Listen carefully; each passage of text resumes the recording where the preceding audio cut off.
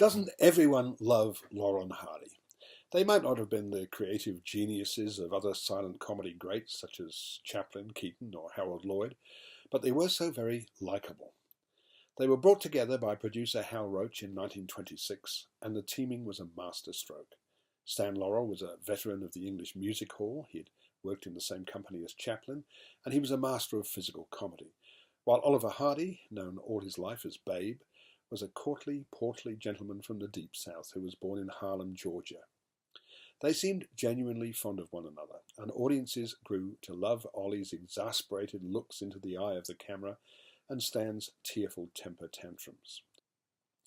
John S. Baird's wonderfully affectionate Stan and Ollie stars John C. Reilly as Ollie and Steve Coogan as Stan. Both are absolutely magnificent. They not only look the real deal, but they sound right too. And when they emulate the original comedy routines, they achieve the same sort of effortless grace of the real Laurel and Hardy. The film begins in 1937 on the set of Way Out West, their last really successful film. Baird gets just about all the details right. The interference of studio boss Hal Roach, Danny Huston, the subservient direction of James Horn, Joseph Balderrama, and the contribution of the pair's long-standing Scottish foil James Finlayson, Keith McPherson. Against back projection, the pair performed the unforgettable dance routine that became one of their most beloved sequences. And when we see the same sequence later on with the real Laurel and Hardy, we appreciate just how brilliantly Reilly and Coogan paid tribute to their comedy forebears. The bulk of the film unfolds in England in 1953, when the pair were no longer top stars.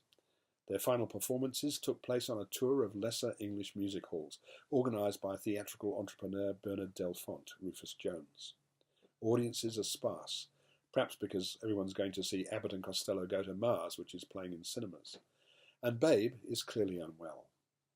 The pair are hoping to make another film based on Robin Hood, but it becomes clear this isn't going to happen. Perhaps because I have a very soft spot for Laurel and Hardy, I went to see Stan and Ollie with trepidation, especially since Scottish director Baird's previous film was the aptly titled Filth, made in 2013. But I needn't have worried. I laughed and I cried and I had a thoroughly good time. I'm giving Stan and Ollie 4.5 stars. I loved it.